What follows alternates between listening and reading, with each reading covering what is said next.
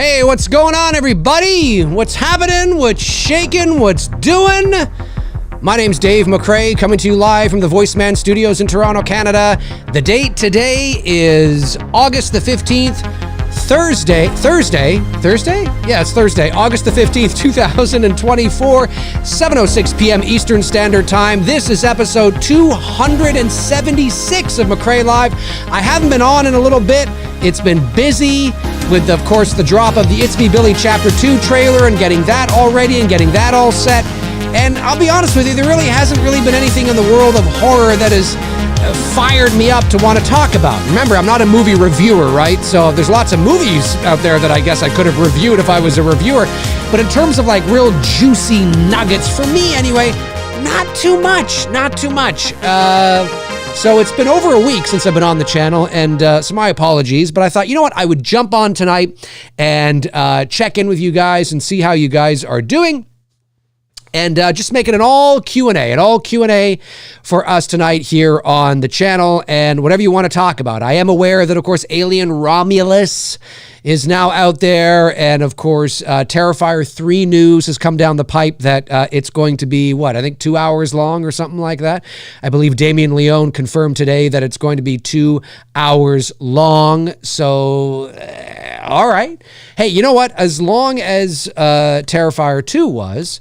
and people complained about that. I mean, people still seem to really love it. So, you know, there are a group of people out there that really love the longer the movie, the better. And that doesn't mean the movie's going to be better, but I think it's a phenomenon that stems from psychologically. People don't realize this consciously. They think if the movie's longer, that means it's going to be better. It's better that it's longer. And that's what she said. But it's better that it's longer, but it's not true. And for a movie, you know, I think what it is that fans just really love living in that world. It just means more time with their favorite characters, more time in their favorite world. And that's really what it's about. Because, I mean, a longer movie doesn't be a better movie at all. But I think it's a little bit psychological. But nonetheless, apparently Terrifier 3 is going to be in the ballpark of something of 2 hours. And yeah, and then, you know, of course, what else is going on in the world of horror? Of course, we dropped our trailer for It's Me Billy Chapter 2. Thank you to everybody out there who has watched it. If you haven't watched it, please watch it. Please share it. Please get it out there. It's the least you can do for me. I'd really appreciate it. But so far, the feedback on that has been great. So thank you so much for everybody who has watched the trailer, shared the trailer, commented on the trailer. We really appreciate it. And we're so happy that you all think it looks great. That was our goal, and to deliver something that can entice you and, you know, get you more excited and all that kind of stuff. I realize my camera's a little off here. There we go. That's usually how I am. So very excited about that. So again, thank you. Let me see here. What else in the world of horror has been going on? I don't know. I'll let you guys, I don't know what the hell that was. I'll let you guys drive the ship tonight. I'll let you guys drive the ship. Let's start things off with Matthew Farisi in the chat room, who says, I was hoping it would be either 1 minute under or 1 minute over 2 hours, just a troll, but oh well. Ultimately, the movie is as long as it turns out and to be, and that's that. I assume, Matthew, you're talking about Terrifier 3 or any movie in that regard. No, it's true. It's you know, the length of the movie can matter. I mean, it can, right? You know, it's not that it doesn't matter at all. But generally speaking, the length of the movie is inconsequential to the quality of a film. The only time that the length of a movie would come into question for me, and there probably are others, is if you're doing something of an epic scale, like, you know, The Lord of the Rings, right? You know, the first one is 3 hours, the second one is 3 hours, and then the third one ends up being like 90 minutes. And you know that before even going to see the movie, and you're like, 90 minutes? Because you would, from a narrative perspective, from a story and narrative perspective, you would be thinking to yourself, well, hang on a sec, how can they, 90 minutes, is that really enough time to wrap up all these loose ends and all these loose threads? That's really where I would be thinking, right? From a storytelling perspective. Not that, you know what I mean? And so, that makes sense to me. But there are a lot of people that I don't know. They put so much emphasis and so much attention onto a movie's runtime on like a slasher movie or something. Oh, you mean the Halloween movie's only like 105 minutes and not 122 minutes? Who fucking cares? It's Halloween. It's Halloween. You know what I mean? Like, what are you talking about? This isn't Gone with the Wind. But again, I think people. On the surface, I think it sort of feels like people care about that because they feel that if the movie's longer, it will be better. In reality, I don't think that's it. I think unconsciously people just like spending more time in that world. If the movie is 10 minutes longer, that just means that they get to spend more time with their favorite characters at the end of the day. But personally, I would much rather have a 90-minute or an 85-minute, an 85, 88, an 85 to 90-minute tight slasher. You know what I'm saying? Right? Whatever the hell that was. Right there, than a 2.5-hour clusterfuck where you're like, Jesus. That doesn't mean you can't make a 2.5-hour slasher movie, but I would much rather have 90-minute sets, boom, tight to the point than, anything else. But that's me. Carl Weidman sends in $5. Thank you, Carl. And says, what are your top 3 Blumhouse horror films? Also, I did The Exorcist Believer, but didn't think it was great sequel to The Exorcist. So you watched The Exorcist Believer and didn't think it was... No, it wasn't. I mean, it was... I don't think The Exorcist Believer was the catastrophic dumpster fire that people said it was. I think the hyperbole and the hyperbolic sort of response online is just absolutely ridiculous. I don't think it's I don't think it was the sequel to The Exorcist that we wanted, we hoped, and that we needed. But if it was just called, I don't know, Demon Girl or something like that, it's a perfectly serviceable little spooky movie that you can throw on at Halloween time for your fucking teenagers or whatever. It's perfectly fine. It is not the worst horror movie of all time. It's not even the worst Exorcist movie. So I think The Exorcist, I think Exorcist Believer gets an enormous amount of unnecessary hate because it didn't live up to the expectations. But it is not the worst possession movie. It is not the worst Exorcist. It's not the worst movie in that franchise. So, but it's not what it needed to be. I do agree with that. My top 3 Blumhouse horror films. Well, I think just off the top of my head, I'd probably have to go with Sinister. I think that was Blumhouse. Jesus, I don't know. I don't know. Sinister. What have they done? Oh, jeez, I don't know, man. Let me check here. Blumhouse horror films. All right. They did Totally Killer. I thought it was kind of cute. Unfriended, I thought was really good. Oh, The Invisible Man. The Invisible Man is probably my favorite that they've done, or at least it's up there. The Hunt. Okay, they did The Hunt. I liked The Hunt. I thought that was good. So yeah, I'll give you like The Hunt. Upgrade was great. The Invisible Man was great. Unfriended was great. The first Unfriended. Insidious. Of course, they did Insidious. Yeah, Insidious is one of my favorite horror movies of the last 25 years. So Insidious, absolutely. Sinister, absolutely. They've done some good stuff. Happy Death Day I quite liked as well. I thought that was really good. So they've done some good stuff. So that's a few there for sure. It's a few that I quite like. Let me see here. Let me see. Hang on a sec here. Bum, bum, bum, bum, beep, beep, beep, bum. Da, da, da, dee. All right, let me see. Ryan Oshlow says, Dave, do you believe that drama behind the scenes of a newly released film hurts the chances of the film being good or not yet, or not? Yes, no, why, or why not? Behind the scenes drama. I think it depends on what that drama is. I think behind the scenes drama in and of itself, not necessarily. I mean, it depends, right? If it's something that is going to paint an actor or an actress or the director in a bad light, right? Like, there's been major accusations. I don't know, the director has been, is like, it depends, right? There's sexual abuse, physical abuse, something in that regard, then that can absolutely taint it. Behind the scenes drama can also help a movie as well, right? Maybe two actors that didn't get along. You know what I mean? They they were at odds, all the time, and they're butting heads, and they just absolutely hated each other, like Joan Crawford and Bette Davis. Joan Crawford and Bette Davis didn't like each other at all. There's probably a few people in the chat have no idea what the hell I'm talking about, but I'm sure some of you probably do. Most of you probably do. But, there's some actors, I don't know about today, but certainly back in the golden age, a lot of actors had rivalries, right? And Joan Crawford and Bette Davis didn't like each other at all. And of course, they appeared in, Whatever Happened to Baby Jane?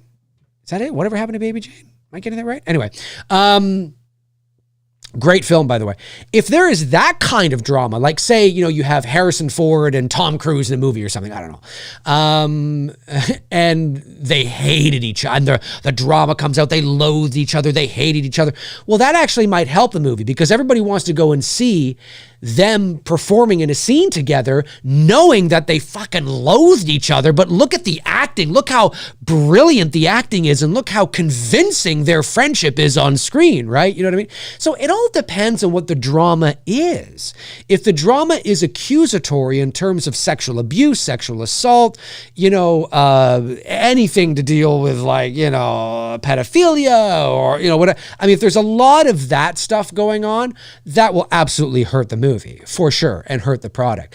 But if it's, good drama, we'll say, a little bit of, animosity behind the scenes, a little bit of Christian Bale losing it on set, a little bit of, that can always help. That can always, it can be a little fun. It'll be a little fun. So I think it depends on what the drama is, to be quite frank. I think it depends on what the drama is. All right, let me see here. Hang on a sec here. I want to get these. Super chat comes in from Josh McKenna. Thank you, Josh. Sends in a very generous super chat of $19.99. Thank you. And says, I love the It's Me Billy trailer. Thank you, Josh. I appreciate that. I shared it with my friends and family. They are excited. I spotted my missing person photo, and one of my friends hopes I'm found soon and wants to know if there is reward for whoever finds me. There's definitely a reward. You'd have to contact the Bedford Police Department to find out what that is. Yeah, thanks, Josh. I thought that the backers would get a kick to see themselves in the trailer, not just in the movie, but you're in the trailer. So I thought that was kind of fun. And yeah, we're very proud of the trailer. And like I said, we're very happy with the feedback. Everybody seems to really enjoy it. And connect with it. And, our goal was to showcase again that we mean business, obviously, and to continue to step up our game as filmmakers and try to deliver a conclusion to this story that hopefully everybody will be satisfied with, but that's unrealistic when you're dealing with movies. But the feedback for the trailer has been great. So again, thank you to each and every one of you out there who has watched the trailer, shared the trailer, even done trailer reactions. If you have your own YouTube channel, feel free to do a trailer reaction. I know you've probably already seen the trailer, so don't do one where you're like pretending you haven't seen it. It's okay. You don't have to do that, but you can just do a trailer, reaction, give your thoughts on it, what you see, what you like, what you're excited about, that kind of stuff. And the more of that we have online, even if you're a small channel, the better, right? The algorithms do pick that up and they do share that out. And so the more people that we can get sharing our trailer, the better. Remember, we're the little guys on the block. Even though we're a professional production, because we're in, the world of Black Christmas and not Freddy or Jason, we need a little more help because, we're so niche, right? The IP doesn't sell itself. So if you're somebody out there that has a YouTube channel that wants to do that kind of thing, please do. I mean, knock yourselves out and do it and have some fun with it. Mendel Goodman sends in a member chat, but a member for 1 year. Thank you, Mendel. Says, hey, Dave, today is my birthday. Happy birthday to you. Happy birthday to you. Happy birthday, dear Mendel. Happy birthday to you. There you go. Celebrating with my family, having a nice barbecue. And in honor of my birthday, I would like to wish you a long, healthy, and successful life in all you do. Love you, man. Well, thank you, Mendel. I really appreciate that. Thank you so much. Thank you. And happy birthday to you. Brandon Collins, my man Brandon Collins, sends in a member chat and a member for 9 months and says, a good example of a movie that is hurt by a long runtime is the TV cut of Halloween. 90 minutes was perfect, tight film. from a pacing perspective, I kind of agree with you. There's a few things in that I actually quite like, but I agree with you that I think it does hurt the pacing. I think the only thing in the TV cut that I actually have always really digged is just the line, "You think you fooled them, haven't you, Michael? But not me." I think that's a great line. And, but everything else I agree. I think they add exposition where it's not needed, because obviously they had done that because of Halloween 2. It was for the network premiere of Halloween, in the early 80s. And of course they went back and shot this, this extra exposition with Dr. Loomis, because they knew now where they were going in terms of their plot with Halloween 2. But I agree with you. It's unnecessary, completely unnecessary. I understand why they did it. I don't think it hurts it like that. I will say that I definitely don't think what they've added hurts the original at all, or hurts my enjoyment. And I'm not saying that you're saying that, but it could be worse, right? It could be worse. Absolutely could be worse. TSL Movie Podcast says Invisible Man, Upgrade, and H-18. Those are three good ones for sure. I would throw Sinister in there. Like I said, the very first Insidious. I'm a big fan of that first Insidious. But yeah, Blumhouse has done some good movies. Like I said, if Blumhouse ever came knocking, that's a phone call I would take. I'd be stupid not to take that phone call. Movie Chat and More says, sends in £5. Thanks, buddy. Says, "Hi, Dave. Saw Trap today. Loved it, but it would have been so much better if they had shaved at least 20 minutes off the runtime. Are you seeing it?" I will see Trap, but it's not something that I'm going to go out to the theater to see, I don't think. Well, maybe I'll go to the theater to see it. I'm not sure yet. It was shot right here in Toronto.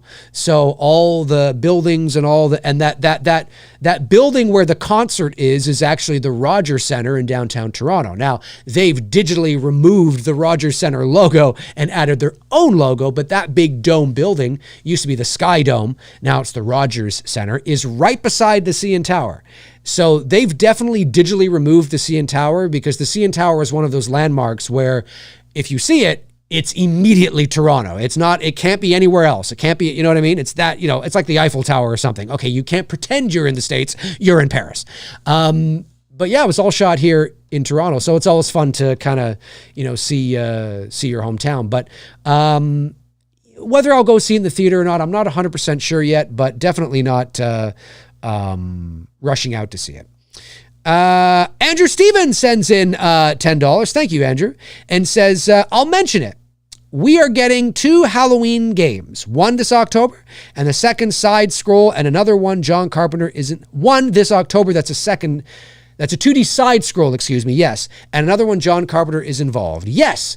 I did see that news. I know a lot of people reached out to me asking me my thoughts. I did see your messages. I was far too busy with the launch of the Billy trailer, because obviously it's not just about making sure that everything is ready for the launch of the trailer. You got to get the press releases out to everybody. You got to make sure all the press releases are fine-tuned. You got to, be monitoring social media and making posts and all that kind of stuff. So it was a very, very busy day. And so I did see it. The 2D game I'm not particularly interested in. I mean, it's not that I wouldn't play it, but we'll see what the other game is going to be like, and whether or not that's something that can be a lot of fun. I don't know. For me, I just feel, and this would cost an enormous amount of money, millions and millions of dollars, at least off the top of my head, I think it would. And I don't think they're going to do this at all. I don't think it's something that they're going to, I just don't think it's something they're going to do at all. But I've talked about it on the channel before, and I would love to see a Halloween game in the vein of like a Grand Theft Auto. Now, what do I mean by that? Well, open world. I don't mean like as intense or as heavily involved, even from a graphic perspective, but the graphics still have to be top notch. They have to be, if not Grand Theft Auto, on the verge of being photorealistic. And it's open world. So you can travel to Haddonfield, Russellville, wherever. And you can unlock certain Myers, unlock certain characters. You can play as Loomis, you can play as Myers. And maybe that's what they're going to, maybe that's what they're going to do. Maybe they're going to do something like that. maybe, because I did read about how unlocking certain characters and things like that, but I'm talking like full on Grand Theft Auto level professional, like where it's just like, this is wild. This game is I just don't think they're going to do that. I think it would cost way too much money. But we'll see. We'll see what'll happen. The 2D side scroll game looked fun for like an hour. Do you know what I mean? Like basically, maybe it's because I'm 45 and I'm not really a gamer, although I do like playing games. If you're like 14, I say, but for me, I'm just like, it's cool. It's cool. Oh, this looks like something I'd be totally into in 1988. You know what I mean? But in 2024, I couldn't care less whether this came to fruition or not. You know what I mean? Like I want something a little more evolved, a little more elevated in terms of like layout, graphics and all that, and gameplay, narrative. I don't need a super unrealistic version of a Michael Myers video game, but that's me. But I'm happy if people are happy. Brooke Scarlett says, hey everyone. Hey Brooke, what's going on? Fear the Phantom says, Dave, I watched the behind the scenes making of Halloween 4 on YouTube, and apparently the table flipping scene in H2O was originally supposed to be in Halloween 4, but they ran out of time. I think I remember that. Yeah, I remember hearing that from that documentary. That's cool. Yeah, those documentaries are good. They're only about like 40 minutes each, I think. They did one for the original, Halloween 2, 3, 4, 5, 6. They did a bunch of them. This is like 15 years ago now, I think, or something like that. But they're good. Yeah, they're good. Dark Ninja says, it's awesome that you guys managed to bring Lynn Griffin back and also came up with a good idea to make it make sense. I just hope that the twin sister doesn't get the same treatment from Billy. My lips are sealed, can't say anything. Yeah, no, Lynn is a sweetheart. Lynn is great. It was really cool because when I reached out to her on the first chapter, not to be in the movie, but just to ask if she wanted to make her Christmas ornaments and snow globes for the campaign, which she did on chapter 1 as well, I discovered that we have the same voiceover agent. So that's really cool because Lynn dabbles in voiceover as well as on camera. And when we found out that we were both represented by the same talent agency for voiceover, I was like, oh, that's so cool. We got something in common, which is really awesome. And so when I reached out, so we've kept in touch, on social media since then. And when I reached out to her in March of 2023 last year, on the cusp of launching the campaign a couple months later, I said, we have this role for you. We'd love for you to play. What do you think about coming back and playing, not necessarily the twin sister? I know some people think it's the twin sister, and I guess you could perceive that. But because Lynn is of the age she is now, right, in her 70s, she's of an age where she could just be the sister, right? I mean, they just happen, brothers and sisters happen to look alike, right? And so had it been 50 years ago, had we cast her as the sister in 1978, yes, she would have had to have been the twin sister because she looks identical to what she looked like just, a few years ago.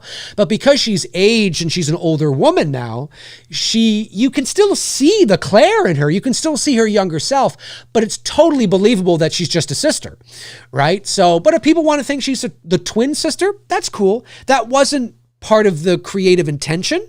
That wasn't part of that's not in the script per se. So technically she's not the twin sister, but who's to say that she's not a twin? That part is not in there either. So if you want to think she's a twin, well, then she's a twin because we don't say that she isn't. So, but yeah, no, she's great. She was, professional, fantastic to work with, and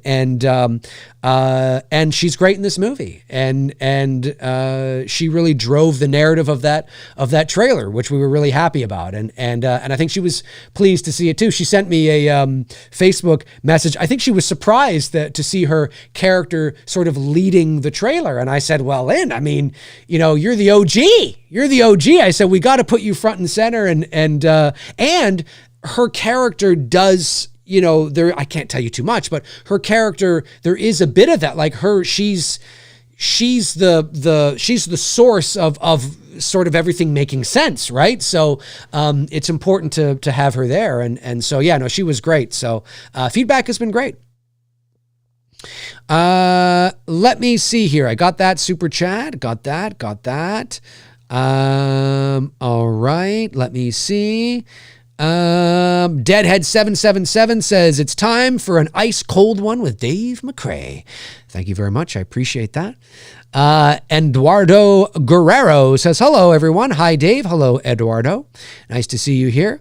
Flet's Movie and Pop Culture 13. Good to see you here. Let me see. Have I got all the super chats? Did I miss any? Oh, Cody Snyder sends in a member chat. 8 weeks, baby. That's right. Oh, Cody, don't remind me. 8 weeks. 8 weeks to go. The movie is being color graded as we speak, so it's gone to our color department and it's being all treated and everything. And then, of course, I'm finalizing the sound mix and all that as well. So, yeah, we're very close. We're very close. Very, very close. So it's very exciting. Warren Armour says, I was talking to somebody else there. Let me just go back and see if I've got all the super chats. I believe I have. I just want to make sure. A couple of member chats came in. Carl Weidman sent in a member chat. Let me get that one. Carl Wyman sent in a super chat. Thank you. $5 says, I love the It's Me Billy 2 trailer. Tears of joy came to me over how good of quality that you put into both fan films. Well, thank you, man. I appreciate that. Well, like I've said many times, I mean, they are fan films because we don't own the IP, but these are professional indie productions. We're working with a professional crew.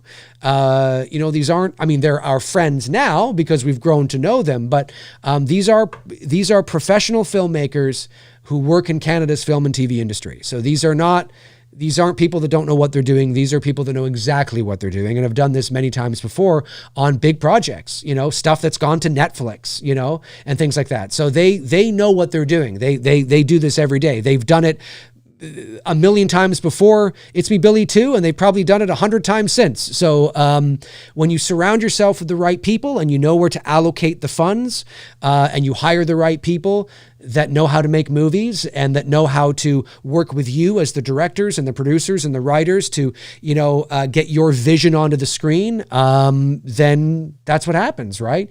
So yes, they are fan films, again, because we don't own the intellectual property, but they are professional productions through and through, professionally shot, professionally sound mixed and designed, with professional actors, with unions and guilds and all this stuff. So it's the real deal on a low budget scale, right? They're still low budget movies, but they're not amateur films, in terms of in your backyard with your friend on your dad's camcorder. So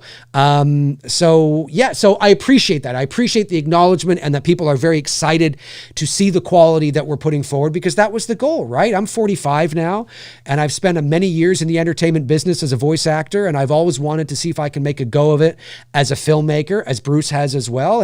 And we've been making movies now for years, and now we're really trying to step up our game and really showcase what we can do and hopefully, kind of make a living at that as well. That would be amazing too. And so there's a lot of sort of areas that we're sort of honing in on. So I appreciate that you appreciate the hard work. I will say that. That's what I'll say. I appreciate that you appreciate the hard work. Okay, let me just scroll down here. Warren Armour says, I can't wait for Beetlejuice. That's 4 Beetlejuices there. I think we're only up to 2. But yes, maybe you're waiting for the 4th one. I don't know. Winona Forever. Yeah, Winona was pretty darn cute back in the day. I had a little crush on Winona Ryder. Well, she's still hot. But back in the day, she was a cutie for sure. She's aged very well. Winona Ryder's aged very well. Let me see here, scrolling down. Just want to make sure I'm not missing anybody. Just trying to maybe get some new people. Scared Straight Production says, Dave, love the trailer. My favorite shot was Victoria under the bag. Also, bookshelf, secret passageway, Batcave. I can't say anything. I can't say a thing. Yeah, the shot with Victoria under the bag. Yeah, that was a little quick. I was quick. Yeah, it's a great moment. We wanted just to show you a little something. That's the thing too. Again, for those of you, it's important to remember that It's Me Billy Chapter 2 is basically the last half of the movie, right? So it's not its own separate movie where it's like 2 years later, we're beginning again. And you know what I mean? It's really the last half of the story, right? So Billy 1 and Billy 2, if you were to butt them together, you have basically a feature. So one of the, I don't want to say issues, but one of the things that I was faced with when trying to figure out how to cut the trailer for Billy 2 was, how do I cut a trailer to essentially the last half of the movie without giving any spoilers away, right? Like it's like cutting a trailer to the last 30 minutes of Halloween and not giving anything. How do you do that, right? Like, what do you show? Well, I think we figured out a way to do it. But I wanted to show a little something, you know, to go, ooh, what's happening here, right? And let's just say that Victoria's Sam, she gets put through the ringer in this installment. So she's fighting for her life in this movie, and so it was fun to put that little tidbit in there. And then, of course, the fire poker as well. Ooh, that's very Black Christmas, you know. And so I appreciate that. Thank you so much. Thank you so much that you enjoyed it. I appreciate it. All right. Davey Deathray sends in a member chat. Thank you, Davey. Says, hey, Dave, where did you guys find Glenn Michael Grant? Just that snippet of his performance from the trailer packed a punch and feels so sincere and real. Glenn Michael Grant is fantastic. I always think he's got a bit of like an Idris Elba vibe to him. That's not why we hired him, but I think he's got a bit of that, you know, gravitas, that look. He's a Canadian actor, here in Toronto, based in Toronto. He's done a bunch of stuff. I think he's been on he's been on a lot of stuff. I think he was on Suits. I think he was on a few episodes of Suits, if I'm not mistaken. He's been on. Yeah, he's been a ton of stuff. He's been around. And when we were holding auditions, when we were reaching out to all the agencies and holding auditions, all the talent agencies, and we had submitted our audition request, they sent us, you know, I forget who he's repped by now, but the agent sent us a list of actors, and we saw him, and I saw his reel, and I was like, oh, I love this. And he's a sweetheart of a man. He's absolutely fantastic. And I saw his reel, and I was like, oh, this is great. Like he's got that presence, you know, again, like a bit of that Idris Elba kind of vibe, you know, and I was like, oh yeah, but we auditioned a bunch of other people as well.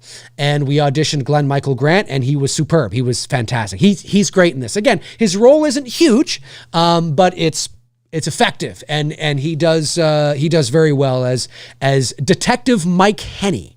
He's Detective Mike Henney. And why Henney, you ask? Well, that is a nod and a tribute to Malaika Henney, who was Justine in It's Me, Billy, Chapter 1. So it was kind of they're not, you know, related or anything like that. I just thought it was a nice way to get a little tribute to Justine, to Malaika, who is just killing it in her career right now. She's absolutely just killing it. It's so awesome to see the success that she's having. So, he's just a Canadian actor based here in Toronto who's been in a ton of stuff. And we just liked his presence and his reel and his demo, or his audition, I should say. Movie Chat and More, Part 2, sends in £5. Thank you, buddy. Says, if you had $50,000 to spend on port, or $25 million to spend on a new Michael Myers movie, which would you make? If I had, are you talking about the indie movie I want to do, right? The ghost movie, Port Robinson Road. If I had $50,000 to spend on port or $25 million to spend on a new Michael Myers movie, what would you make? $50,000 is not enough, but I can tell you what I would do. I would choose the $50,000. I have no interest in making a Michael Myers movie. I would, and I only say that like myself, like a fan film or something like that. I wouldn't, you know, I have no interest in doing that. What I would do is I would take that $50,000 and I would make a proof of concept, because $50,000 is absolutely enough to make a proof of concept.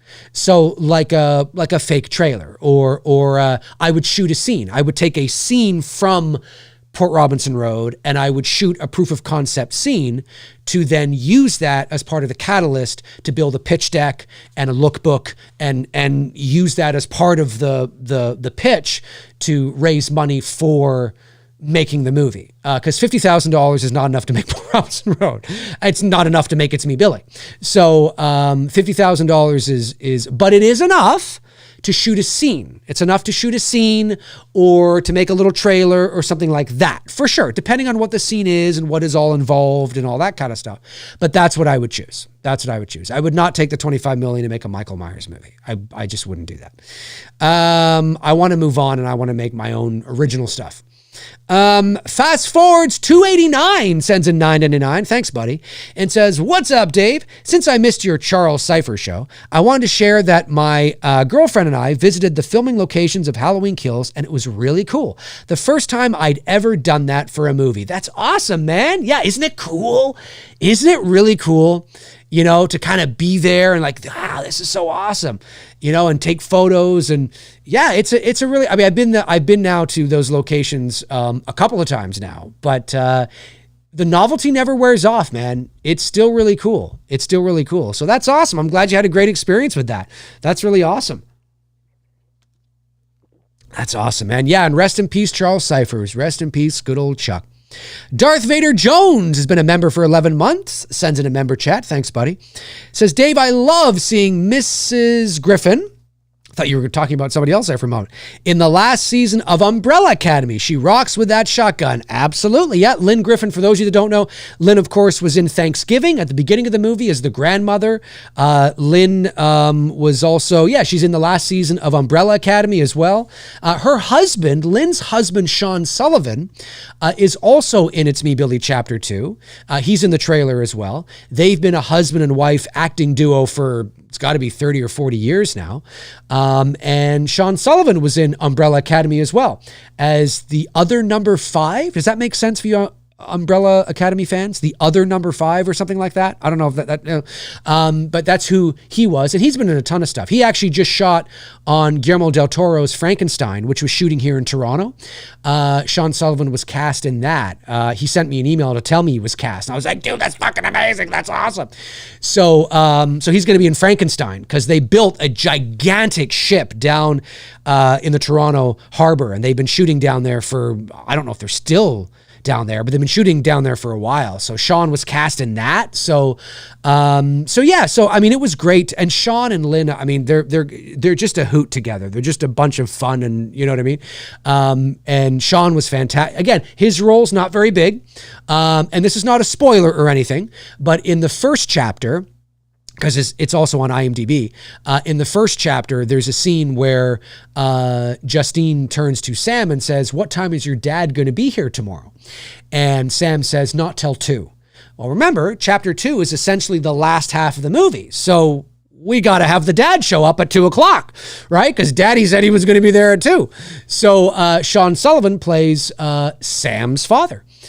So he shows up with gifts and, you know, and all that kind of stuff. So yeah, he was great as well. But Lynn is in the last season of Umbrella Academy. That's true.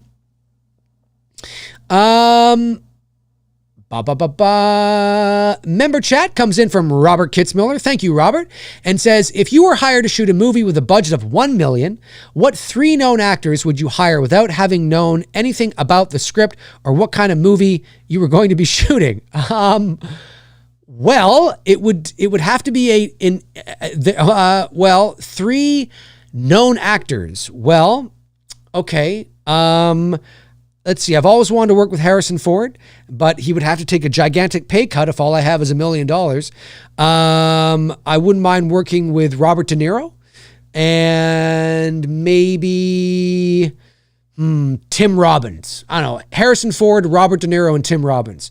But if I only have $1 million, that's like not even the fucking craft services table on a movie that those 3 would be in. So I don't know, but those are the 3 that maybe I would pick off the top of my head. Fast Forwards 289 sends in $4.99. Thanks, buddy. Says, saw your It's Me Billy 2 trailer and it was great. I can't wait to see the full conclusion. So glad I could be a part of the support. Keep up the great work, man. Thank you very much, buddy. I really appreciate that. And thank you for the super chat as well. That means a lot. Like I said, we're very happy with it, and big shout out to Collider and to Bloody Disgusting as well for picking up our press release. We really appreciate it. Thank you so much. And really great what they had to say, especially the Collider article was fantastic, and yeah, it's great. Again, I mean, although we're a pro production, we are very niche because it's Black Christmas. So we need that help. Like I said, we're not Freddie, we're not Michael, we're not Jason. We're just that name sells itself, right? You know what I mean? You don't necessarily need a push. There's so many eyeballs and so much drooling affection for those characters that you might not even need, to send out a press release. But for Billy and Black Christmas, it's very niche and it's very seasonal. So there's really only interest around that movie when it's the holidays. So, yeah, we need all, so, when I say share, do YouTube reaction vids. Like if you have a YouTube channel, do a reaction video. Even if you've seen it already, don't pretend you haven't seen it because that's kind of fake and that's kind of lame. But, just watch the trailer, give your thoughts, what you like. Oh, that's really cool. Oh, this is going to be awesome. Whatever the case is, right? I encourage people to do that because, even if you have a small channel, who knows? The algorithm might pick it up and push you, a tiny bit. You never know. And especially if you have a larger channel, please help us out. It'd be amazing. Mike Cornelia says, hey Dave, are you looking forward to Alien Romulus? I saw the trailer with Deadpool and Wolverine and think it looks awesome. I am looking forward to seeing Alien Romulus. That is one that I might get out to theater to see because I would like to see that actually. So I think that would be fun. So I am looking forward to seeing that. And when, I'm not entirely sure, but we'll see. Fear the Phantom says, Dave, what exactly is your hoodie and how is Veda? Oh, Veda is good, by the way. She's around here somewhere. My hoodie is, so there was I bought this from the website retrokid.ca. There was a brand of chips, a brand of potato chips in Canada years and years ago through the 70s and 80s and in the early 90s called Hostess. So this is what it says here, Hostess. Right? That was the brand name. And these three little characters were known as the Munchies. These are the Munchies. So, when you get the Munchies, right? And the slogan for Hostess potato chips was, I'm paraphrasing, but it was something like, when you get the Munchies, nothing else will do. Hostess potato. When you get the Munchies, nothing else will do. Hostess potato chip. They had like a jingle to it. And they were huge. They were huge here. Well, sales started to decline as, Lay's came along and all that kind of stuff. And I believe Lay's bought Hostess out, if I'm not mistaken, in the mid 90s or something like that. But anyway, long story short, these little guys, you can just, YouTube Hostess Munchies or something, and there'll be a ton of old school commercials that'll pop up and you'll hear the jingle and things like that. Anyways, so I saw this, I was like, oh, I fucking remember that. Yeah. And being the nostalgic, 80s kid that I am, because I'm a 80s kid, right? I'm a 90s teenager, I'm an 80s little boy. So I remember that. And I'm like, oh, fuck, I got to get in on that. So I bought it. It was $80 Canadian, mind you, but totally worth it because it's retro, it's not sold in stores, and you're supporting a small business. So it's pretty cool. Josh Lott sends in $10. Thank you, Josh. Oh, wait, there was something else I didn't read. You asked me something else, too. There was something else I didn't read. Oh, Veda. No, I did answer it. It was about Veda. That's right. Josh Lott. Hey, Josh, what's going on, buddy? Sends in $10. Says, great job on the trailer. Thank you. The actress who plays Jess just looks like Olivia Hussey. It's true. She does. Anyway, did you watch Tales from the Crypt? And if so, would you consider doing a top 10 episodes video?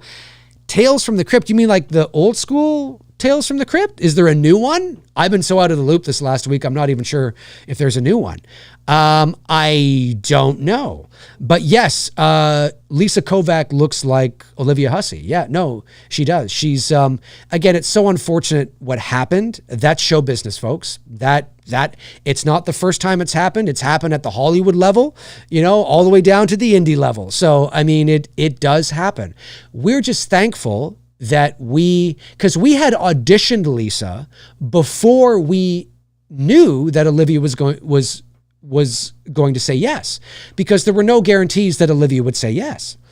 And so we did the right responsible producer thing, which is let's get ahead of the curve and let's get ahead of the game and let's audition a bunch of actresses just in case. Now, funny enough, Lisa had auditioned for the role of Agnes in It's Me, Billy Chapter 1 3 years ago.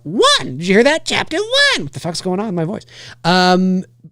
And ultimately, of course, it went to Carol. But Lisa's audition for Agnes was brilliant, was fantastic. And so we remembered her. And she's a seasoned actress. She's been around for, a long time too. And she's worked with Greg, our DP. They shot a whole feature together about five or 6 years ago, I think. So that's kind of cool. She's fantastic. And she can do a terrific, totally believable and authentic British accent, because that's important as well, because obviously Olivia has that and we need her to have. I mean, I guess you could justify it and say, oh, well, maybe she's lost it over the years or something. My mother, when she came to Canada, my mom had a very thick British accent, not thick as in you couldn't understand her, but she had a very pronounced English accent when my mother came to Canada in 1956. But by the time I was born, I didn't really hear it. Because she made a conscious effort to lose it as a kid, because she got, as the story goes, my mother apparently got tired of being asked to read in front of the class because everybody wanted to hear her accent. There were certain words that my mother would say that I could hear it, but overall, she did a great job. But anyway, I digress. So Lisa was one of the people that we auditioned for Olivia. She was fantastic. And we always said that if Olivia said no, we would go right to Lisa and offer the job. Well, Olivia said yes, and Olivia signed a LOI, which is a letter of intent, which basically says that, I signed this and it gives you permission to use my name, my images, and my likeness to help raise money for the project. And if you raise money for the project, I will be in the movie. And that's what, it's a letter of intent. And Olivia Hussey signed that. I have it still in, the folder for the film. And we were off to the races. Away we go. And we raised the money and away we go. But then the SAG strike happened, and Olivia's been, she's been dealing with health issues over the last couple of years, we'll say. And so it was just unfortunate what happened. We're just so thankful that when we turned to Lisa to be in the movie, she wasn't already booked on something else. Because it was 12 days before, we were going to go to camera. And I mean, she could have been booked on something else. She could have been shooting something else. But she wasn't. We had a Zoom call with her and we offered her the job. And I think she was surprised and shocked and like, oh my God, this is happening. She only has 12 days to prepare. We sent her the script and, the whole thing. And she came in and she killed it. She's a pro. She's a professional. She's been doing this for years. And so she nailed it and she was a sweetheart. And actually myself and Lisa are getting together in the next couple of weeks at the very least, to do some ADR with her as well, like how I did some ADR with Victoria a couple weeks ago. I need to do some ADR with Lisa as well. So we'll be doing that too. So yeah, she's awesome. She's awesome. I would totally hire her again for, most anything. She's just a lot of fun to work with, totally professional and very talented. So shout out to Lisa Kovac. And she has that same kind of look, that same kind of vibe that Olivia Hussey has at this age. I don't know if Lisa and Olivia would look like each other at the same age years ago, back in the 70s, but certainly at this age, they have a very similar look, very similar bone structure, very similar features, very, very classy, sort of elegant kind of look to them. And she nailed it. She nailed it. So I think you will all be pleased. All right, let me see here. Chester Franklin Jr. says, Dave, what are your top 5 Robert De Niro movies? Here are mine. Casino, Goodfellas, Cape Fear, A Bronx Tale, and Heat. I don't know. Off the top of my head, I'm going to say Taxi Driver. I'm going to say Goodfellas. I'm going to say Heat, definitely. I'm going to say Midnight Run and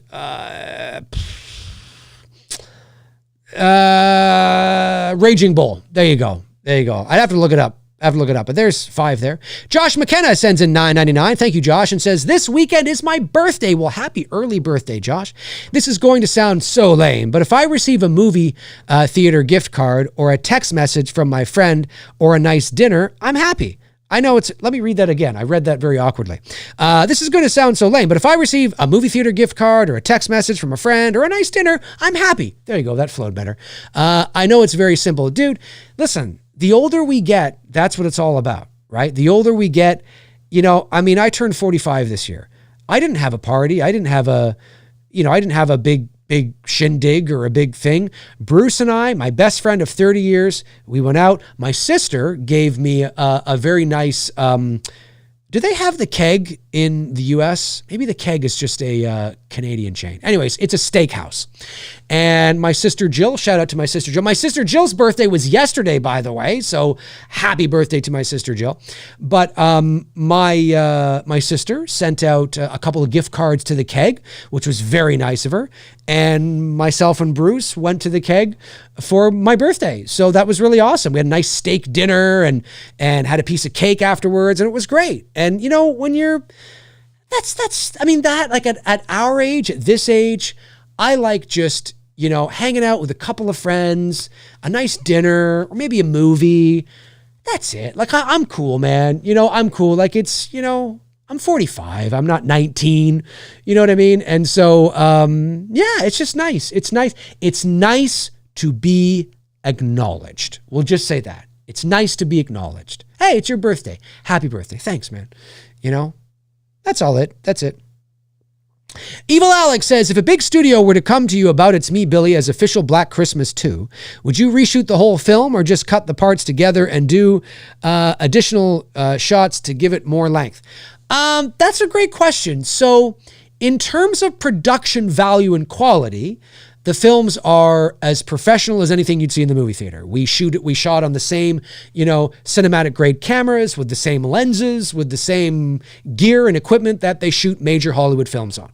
And so from a production value standpoint, you can just take our films and release them in the theaters if you want to, or on Prime or on Netflix or wherever. Same goes with the sound mix and all that kind of stuff. Like it's all pro.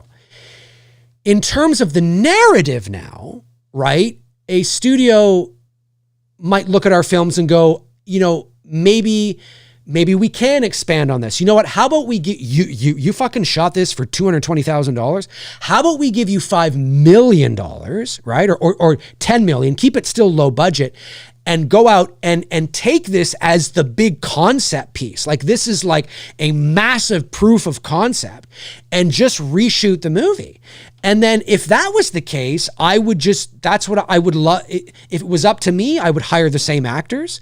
And then with the girls, like with Sam and Emma and Justine, then we could expand on them, right? We can show them together sneaking around the house, having a run-in with Billy together or something like that. You know what I mean? And really expand on that. And then, with Lynn and with, at the police, maybe we could show some flashbacks and all that kind of stuff, right? Like, there's only so much you can do with $220,000 when you're shooting a legit professional movie, right? Because remember, it depends on where you allocate those funds. Could we do all those things with $220,000? Yes, but then we'd have to sacrifice something. Maybe we can't shoot on the area. Maybe we can't shoot with Master Prime, lenses. Maybe we can't hire these actors. Maybe we have to hire those actors. Maybe we can't shoot that. Maybe, you know what I mean? Like, it all depends on where you choose to allocate your funds. And we chose to allocate our funds to the departments that would allow us to make our film as professional and as seasoned as possible with $220,000, and without sacrificing on story and narrative and all that kind of stuff. But, it's possible that, listen, I don't think that's going to happen, not because our films are not professional and not like, wow, you guys did this, holy shit, that's amazing, but because Black Christmas is just not a proven IP. It's just not, it doesn't make a lot of money. Now, could a movie that Bruce and I do, a feature length, could that? Yes, I guarantee you that we could get people excited about Black Christmas. But the 06 remake, with all due respect, and the 2019 Blumhouse debacle, with all due respect, is not how you get people excited about Black Christmas. And so, is it always possible that a studio could do that? Sure. Is it probable? Not likely. but it's more likely that a studio, and even this is this doesn't necessarily, even this is not a high probability, but it's more probable that a studio may look at our work and be like, wow, you guys made this, both films combined, you made this for $220,000. This looks like you had $5 million. Like, talk to me. How did you do this? Like, what's your thought process? What's your workflow? How did you guys do this? Right. And so that's more probable than, wow, we love this. We just want to redo this, but with $10 million or something. I think that's less likely, but if it was possible, if somebody said, that's a phone call I'd take, that's a phone call that Bruce and I would take, we're listening. Like, what are you thinking? What's your vibe? Like, what are you thinking here? Right? You know what I'm saying? But could we expand on the Billy story that we've done with these two films? Absolutely, we could. Are we limited because of our money and our resources? Absolutely, we are, right? Because again, $220,000 it's a lot of money, but we have to be, we're being very strategic on how we allocate it, right? And remember, the Billy films, Chapter 2 included, it's not a blood, guts, and gore movie. So don't walk into Chapter 2 thinking that we've upped the ante in blood and people are being thrown off cliffs and off, windows and stabs and blood spurting everywhere. And it makes no sense to turn that movie into that. We'd have to allocate funds towards that, right? Because now you're upping the effects department. And so that, and then something else may sacrifice in that. That's why you'll often see like indie movies where the production value looks like it was shot on a home camcorder, but yet the effects are amazing. Like, oh my God, the effects are amazing, but why does the audio sound like they're talking in the bathroom? Why does it? Because they've chosen to spend all the money on that effects rather than getting good sound or hiring, the right people to, shoot the movie who understand lighting and lenses and, cinematography and all that kind of stuff. So, it all depends, right? But I absolutely, it's a phone call I would take because there's definitely more to explore for sure. We were limited in what we could do for sure because every frame of what we're doing, every shot, every frame has to look to us absolutely, totally pro. Totally legit and pro, and you forget you're watching a fan film, right? That's the goal of that. That's what we wanted. Not to sacrifice story and narrative either. Those are very important. It's a total package. And so for us, every frame was important. Every shot was important. Every shot is crafted. That's important to us. I don't want to say that, Bruce and I are auteurs. That's really fucking pretentious and stupid, but, cause we haven't done enough yet, but we really do. That's how we approach filmmaking. We don't just set up a camera and point and shoot. We craft the image. We craft the shot.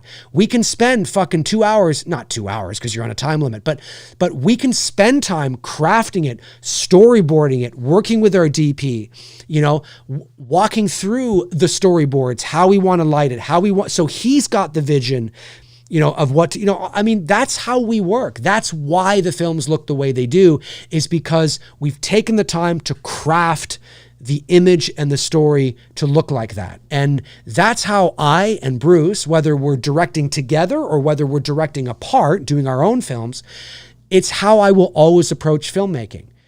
It's never a situation where I figure out how I'm going to shoot the movie on the day of or something. It just doesn't work like that. Every frame, especially when it comes to horror, every frame I want you to feel. I want you to feel the mood. I want you to feel what's going on. And that only happens when you take the time to craft the image. And so anyways, I know I'm going off on a tangent. What else is new? But yeah. But yeah, you never know. Maybe somebody will see it and be like, hey, we want to work with you guys. I don't know. Josh Lott, been a member for 12 months, says, yes, the show from the 90s on HBO. I asked because I've been binge watching it lately. I haven't seen that show in years. So it's not something I'm likely to start watching now, but yeah, I'm not against it either. NKB Guy sends in a member chat. Thanks, buddy. And says, are you planning to attend the 50th convention and perhaps visit filming locations in Pasadena again? Well, we're still 4 years out from that, so I would love to attend the 50th anniversary of Halloween in Pasadena. I think that would be awesome. But whether or not, I'll just say, like, the short answer is, yeah, I'd love to. Where I will be in my life at that time and what I will be doing at that time, I don't know. I have no idea. So, I'm not sure yet. We'll have to figure that out. Let me see here. Oh, we've got Sandra Crystal 1 sends in $1.99. Well, thank you very much, Sandra Crystal 1. Haven't seen Sandra in here before. It's a newbie. I sense that you're a horror fan. I think you are probably a horror fan. I can sense it. Amazing. And I love the little on-set director chair there as well. Thank you very much, Sandra Crystal. I appreciate that. Abraham Lincoln says, not counting the flashback scenes, did you notice that every character in Halloween Kills was dressed like it was the 70s with It's Me, Billy chapter... with the 70s? With It's Me, Billy chapter 2? Oh, what the hell? Oh, what the hell? Exclamation point, separate thought now. It's Me, Billy chapter 2, baby. I get it. I thought they were connected. Not counting the flashback scenes. You notice that every character in Halloween Kills was dressed like it was the 70s? I didn't notice that. Maybe they were dressed more rural. Maybe like it felt a little more small town rural. Maybe that's, you know what I mean? Like small town, a lot of plaid and like fucking riding around on your ATVs kind of thing, maybe. I love all my rural small town friends. But saying it like that, you'll instantly be like, oh yeah, I totally get it. I know what he means. Maybe that's what you're picking up. Short answer is I didn't get that. But that's not to say that it's not true. That's not to say it's not true, but I didn't get that. Davey Deathray says, love Tales from the Crypt. I just started reviewing every episode over on my channel. It's been a blast going back to that show. Yeah, I remember the show, but I don't recall ever really watching it in the 90s. But I do remember it though. I do remember it for sure. Absolutely. Flet's Movie Pop Culture 13 becomes a level number 1 member. Thank you very much, Flet. Appreciate that. Oliver Mercer sends in £5. Thanks, Oliver, and says, hey, Dave, I hope my email got to you okay. It did. Yep, I'm still getting them. IMB through headphones gave it another chilling listen. Gave it another listen, you mean? Chilling level. Plus, you have Lynn on. So if I'm understanding you correctly, Oliver, you went back and you watched It's Me, Billy chapter 1 again with headphones and it was chilling. Yeah, that's the best way to do it. Because then you'll really hear the mix that I give. Anything that I dish out, whether it's the trailers or the movie, listen to it with a really great set of headphones and you'll hear all the nuances and everything. Or a great set of like speakers or something, I mean, your phone is fine too. Your phone's totally fine too. But each speaker will there are things, if you're listening to it on your phone, there are frequencies and things like that do get lost in the mix because it's your phone and the speakers are not designed to pick up those things, right? So, but it still sounds great, mind you. But yeah, will we have Lynn on? Yes, definitely.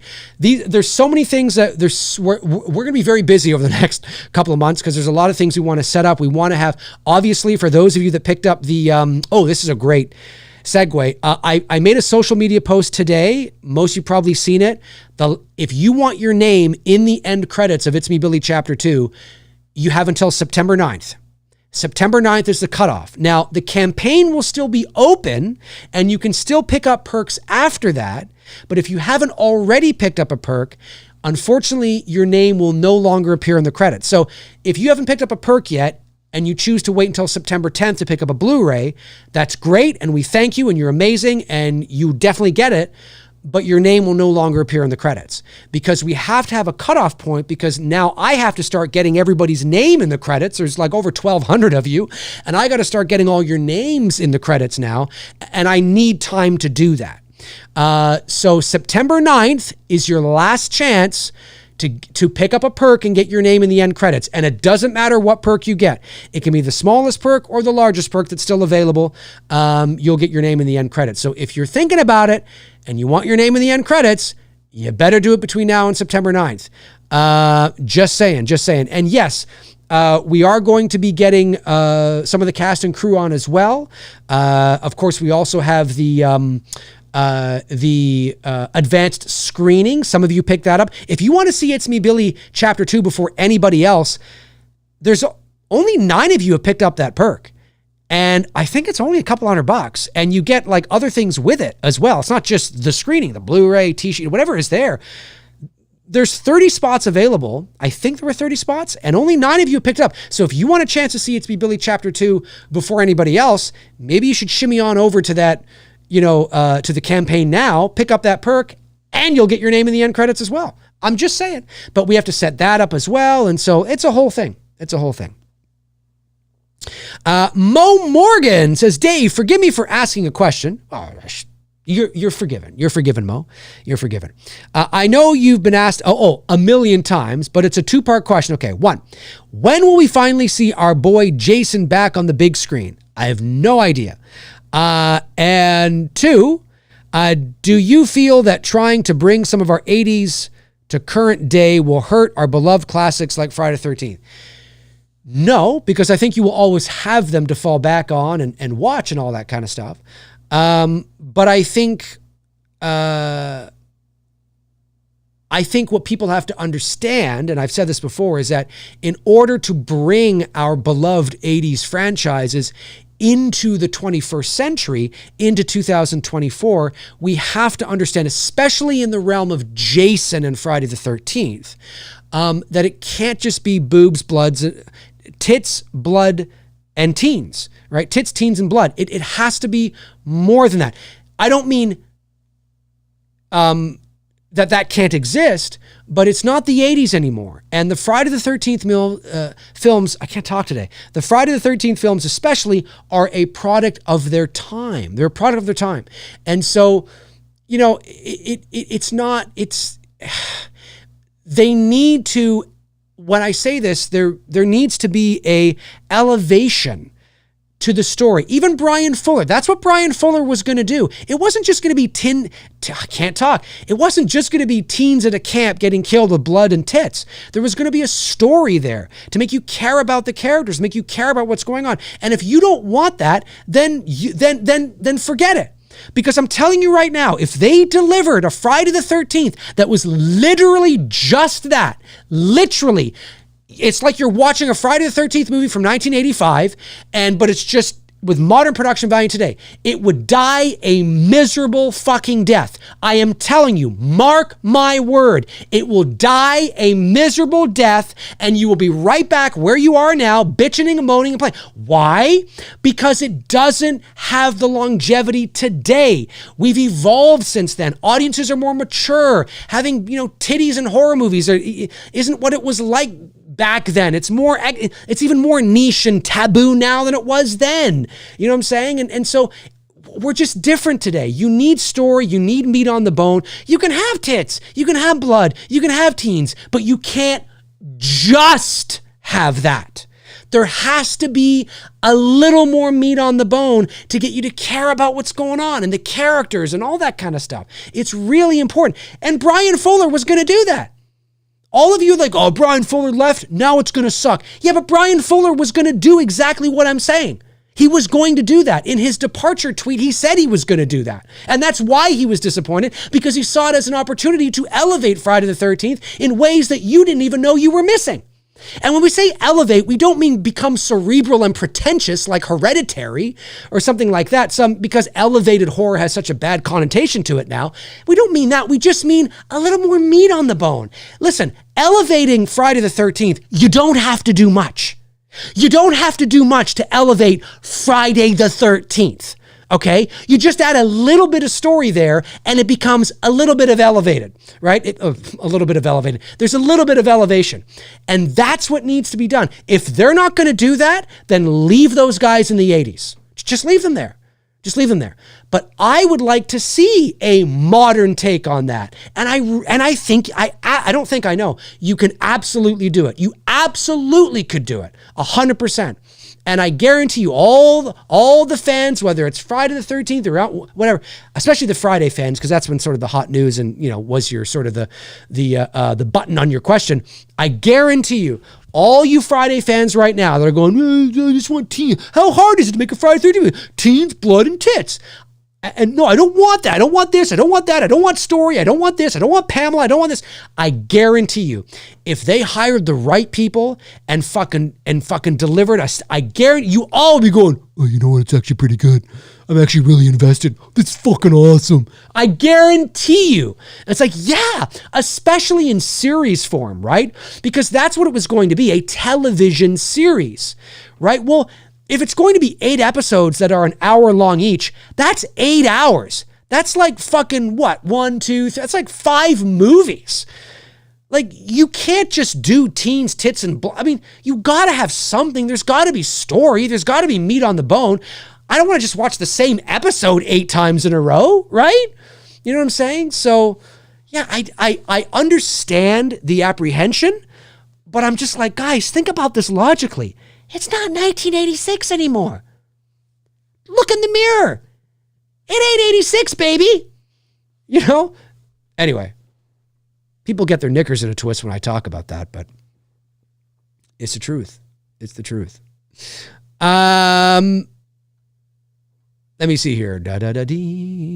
Hey, a very generous super chat comes in from Dynamite Collins. Thank you very much, buddy. Really appreciate that. Says, hey, Dave, the new It's Me Billy trailer looks awesome and has me hyped. Yes, that's what I love to hear. Can't wait to see it. You the man, Dave. Thanks, buddy. Also wanted to get your thoughts on the movie The Town That Dreaded Sundown. Oh, dude, it's a movie that I either haven't seen in a long time or I've never seen. I'm familiar with the character. I'm familiar with the poster and the cover. And I know there was the original movie and of course, the remake, which a lot of people actually say is quite good. But I have to familiarize myself with it and watch it again because it's been some time. It's possible I may not have even seen it. So I wish I could express my thoughts more on it, but I don't know. It's kind of funky that way. I haven't seen it, or I either haven't seen it or I haven't seen it in a long time. But I like the look of the character though. So we'll take a rain check. See, I can't even fucking talk. We'll take a rain check. Thank you, Dynamite Collins. I really appreciate the very generous super chat, by the way. Thank you. Wayne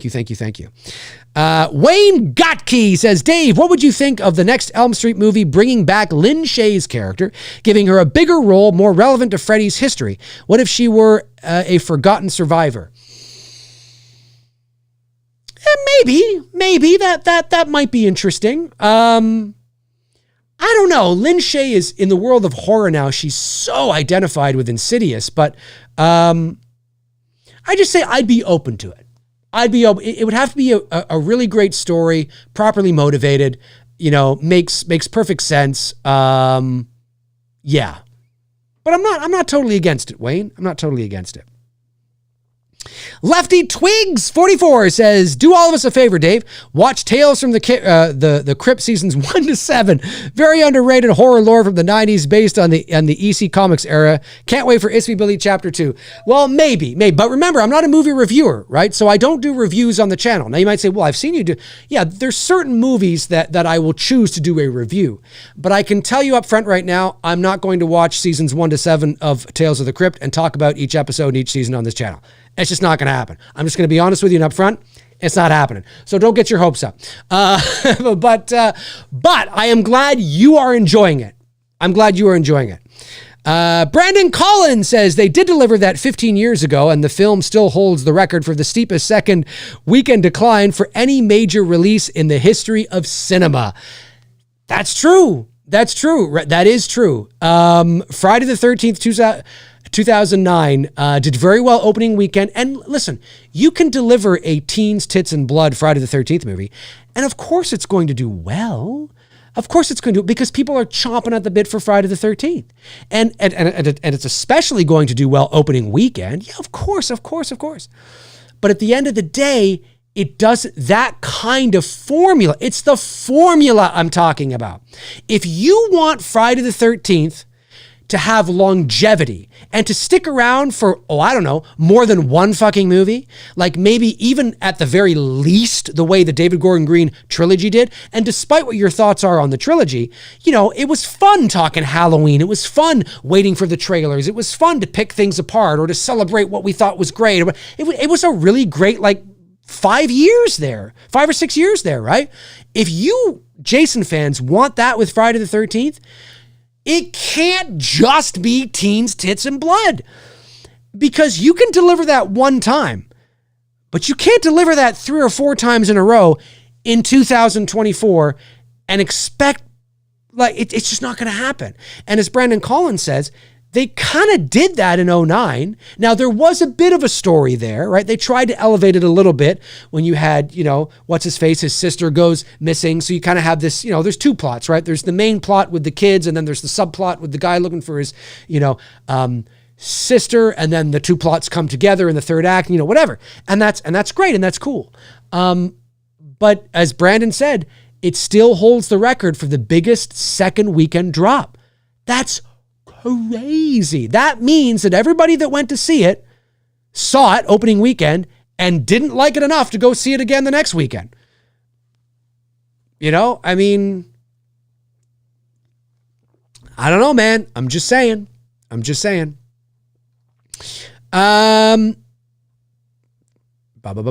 Fast Forwards 29 says, hey Dave, was wondering when Two Dudes is coming back. Well, thank you for asking. Two Dudes is coming back soon.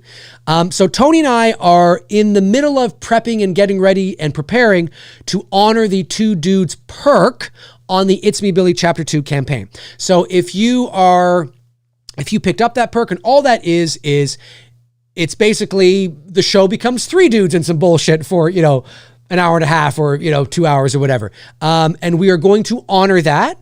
And then Tony and I are in the process of thinking about how to sort of, revamp and inject new life into the Two Dudes show, because we do like it. We like doing it. We like hanging out. We like talking with you guys, but we've done 196 shows.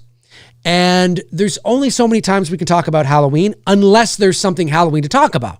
But there's only so many times we can talk about the same things. And so we want to figure out how can we inject new, as we're approaching our 200th episode, how can we inject new life into it? How can we revamp it? Not like a complete overhaul, but just give it a bit of a boost. Is there something we can do? Do we bring on another co-host? Do we, revamp it completely and maybe we do this or do we that? Maybe we just change it to an audio only show. Maybe, we're in the middle of figuring those things out and thinking about those things, because it's especially as my schedule gets busier, Tony's is not, he's not as free as he nearly used to be. He's busy a lot now. So we really want to make it count. So again, we've done 196 shows. And it's not just 196 shows, it's 196 times like 2.5, 3 hour shows. That's a lot of stuff. How many fucking hours is that? Let me just see here. Let me see if I can get a ballpark. Again, we've done 3 hour shows, we've done 2 hour shows, we've done 4 hour shows, but let's just say 3 hours as an average, right? So 196 times 3, that's 588 hours. Excuse me. Yeah, 588 hours. That's 588 hours. Divided by 24, how many days is that? It's 24. No, that doesn't make any sense. Yeah. Oh, no, it is. Did I don't know if I calculated that right. Maybe I didn't. But maybe you've got like 24 days worth of, you could just have 2 dudes running for 24, and that's an average. So we've done a lot. There's a lot of stuff we've talked about. So it is coming back. We're just in the middle of trying to figure out, what does that look like? What does it look like? But for the Two Dudes perk on the campaign, it will look like like how it always looks. Fast Forwards 289, $4.99. Thanks, buddy. He says, I know I sound like a broken record, but was wondering if you've seen Dark Knight of the Scarecrow yet. If so, what'd you think? I have not seen it yet, buddy. It's just not at the top of my list at the moment, but I do want to see it for sure. I've just been so busy and my mind has been so focused on other things, primarily, of course, this movie and getting the trailer out and all that kind of stuff. Josh Lott sends in $5. Thanks, buddy. He says, Dave, sorry I brought up the Tales from the Crypt thing. No, don't be sorry. No, don't be sorry at all, dude. It's cool. No, look, when I say that I'm not going to watch it, that's not me saying, dude, I don't fucking watch that shit. Not at all. I don't mean that at all. I'm just saying that as in, where are my priorities right now? Where is my focus? What am I into? How am I busy in my life? What's happening? And I know that I am not motivated at this present time to sit down and watch all 7 seasons of Tales of the Crypt and then get on my YouTube channel and talk about them. That's all that means. That's not me telling you that that was the wrong thing to ask. Not at all. Tales of the Crypt is awesome and it's very popular. So that's just me going, geez, am I going to have to? It would be like if you asked me, Dave, I want you to sit down and watch all the Friday the 13th movies and all the Elm Street movies and tell me what you think of them. I'd be like, yeah, that's not going to happen. And I love Friday the 13th at Elm Street, right? You know what I mean? It's just because I don't have time to do that right now. It's just not where my priorities lie. Never, ever apologize for asking a question, dude. Never, Josh. Never, never, never. But thank you for the super chat. I really appreciate it very, very much. Tabitha Short. Hey, Tabitha, what's going on? Great to see Tabitha here. Says, speaking of Robert Englund, I'm going to finally meet him November 8th or 10th. He's coming to Michigan for the Motor City Comic-Con. I can't believe I'm going to pay $130 for an autograph. I'm so excited. Oh yeah, Robert Englund, he rakes in the dough, man. He rakes in the dough. Well, that's awesome. You better get a photo or you're just getting an autograph. Hey, you know what? An autograph is good as well. An autograph is good as well. Very cool. Very, very cool indeed. What do we got? About another 5 more minutes. 5 more minutes, then we will call it a show. Carl Wyman says, Dave, did you get my super chat about IMDb? Let me go back. Carl, thank you for alerting me. I didn't. Wait, there's another super chat here too from Robert Torres, $1.99 says, but Dave, what is your favorite Michael Indy mask? Ooh, I don't know, man. For years, it was the H78. And then I would say that Jimmy Falco is doing some really fucking great work right now. I don't know what the names of his are. Anything by Nag is fantastic. You know, Nicholas Art Gallery, anything by him is really, really good.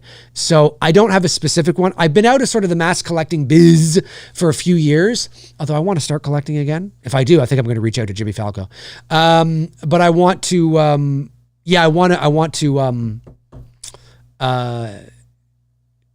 but those two, Falco, Nicholas Art Gallery, even Roland Kelly, who's a Canadian, a fellow Canadian, he does some good work. The names of them, though, I'm not too sure. Years ago when I was collecting, it was the Fear Mask, the H78, the MMK or something, or the whatever it was. I don't know if they're even around anymore, but yeah, they're good shit. They're good shit.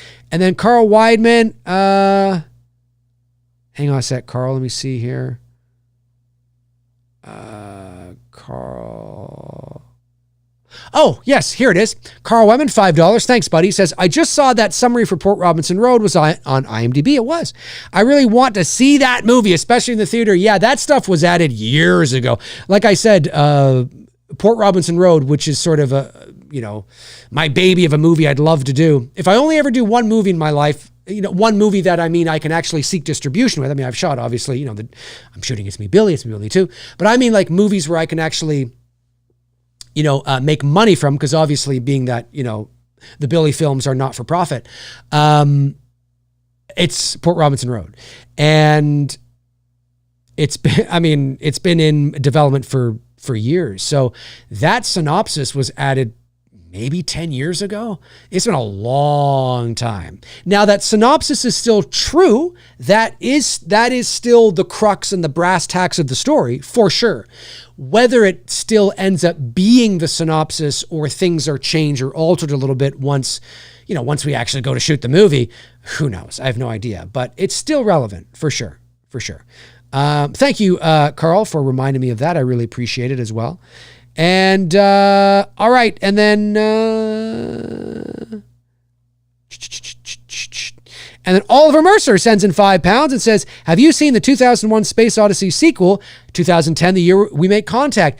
I've only seen bits and pieces of it, but I hear it's great, Oliver. I hear it's fantastic. So I'm very much looking forward to, watching it from start to finish when I can. I thought it was all right. Yeah, no, I hear, listen, nothing's ever going to touch, Stanley Kubrick's 2001 A Space Odyssey. I mean, it's just, it's brilliant. So many layers. I mean, the cinematic language in that movie is just dripping with, it's fucking incredible. But I do want to see the year we make contact. I definitely want to see that. for sure. Hang on. You know what? We got 5 minutes. 5 more minutes, folks. 5 more minutes to go. I thought we were at time, but I got 5 more minutes. We'll take this thing right to 90 minutes. Evil Alex says, Dave would enjoy Tales from the Crypt and Dark Night of the Scarecrow, but that man is a busy bee, but no problem. Recommends it. Oh, of course. Absolutely recommends it. Listen, every now and then I do get some free time and I'm like, oh, you know what? I'm going to watch that. It's just that I don't work a 9 to 5, right? Like this morning I was downtown doing some voiceover work. I had to come back. I was doing voiceover work here. Then I jumped on, I'm, doing with you guys. And after I get off here, I have to do stuff with the campaign and all that kind of stuff. So it's just, it's just a busy time. It's not that I don't want to, and please never, ever, ever stop recommending shit because eventually I do get to it.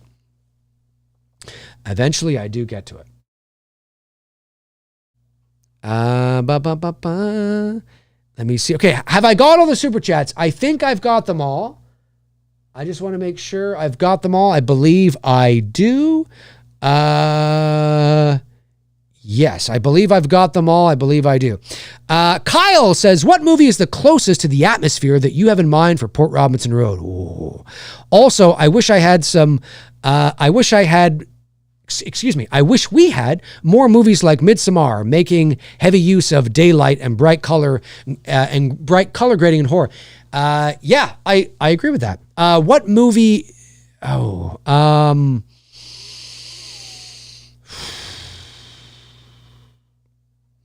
Okay.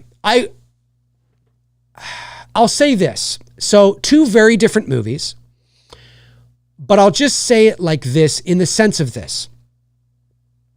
2002's The Ring. When you watch that movie, there isn't a frame, there isn't a moment in time where you don't feel the movie.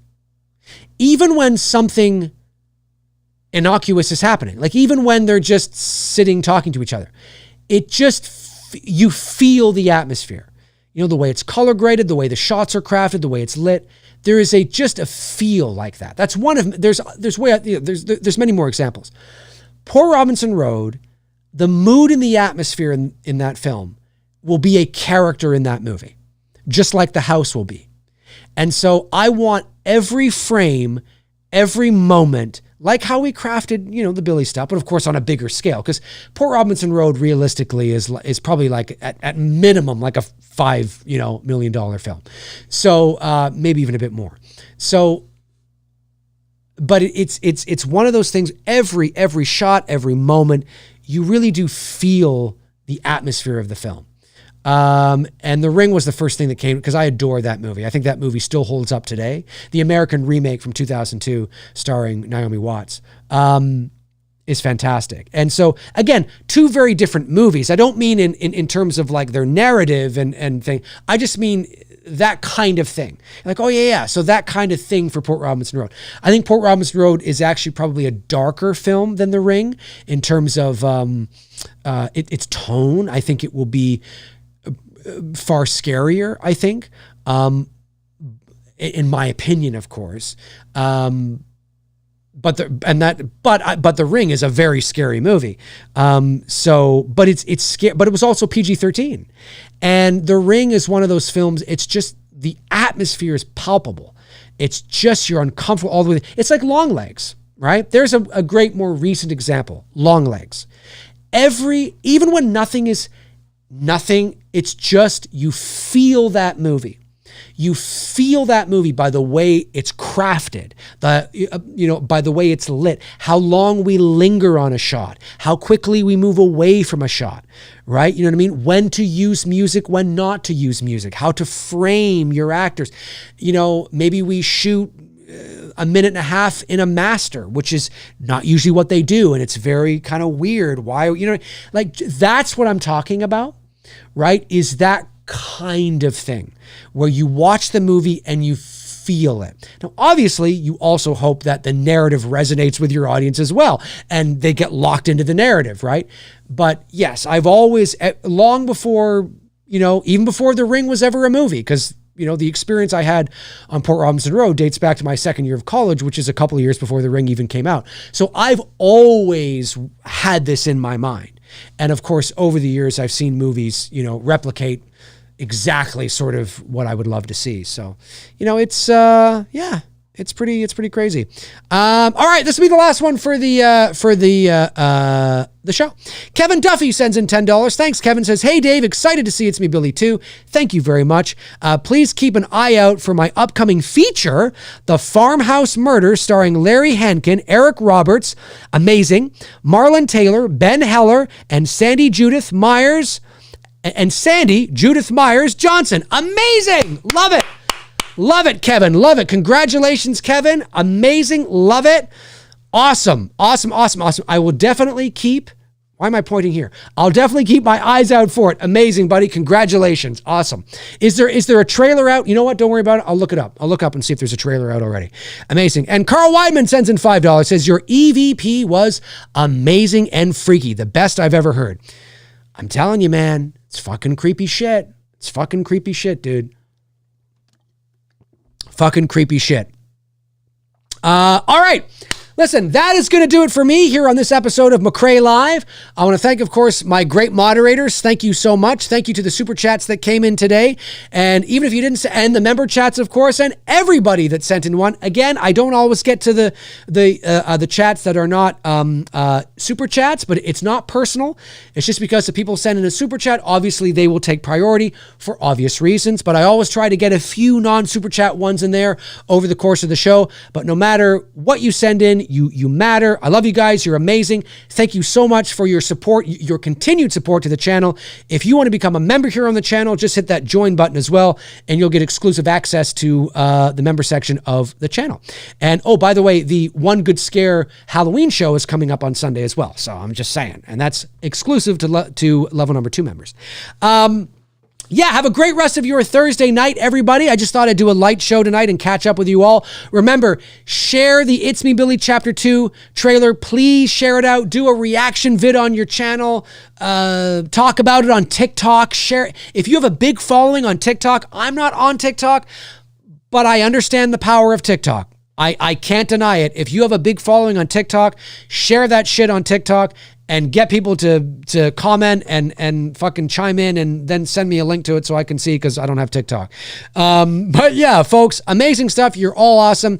Have a great rest of your Thursday, and I will talk to you all soon. In the meantime and in between time, I will talk to you soon. Cheers.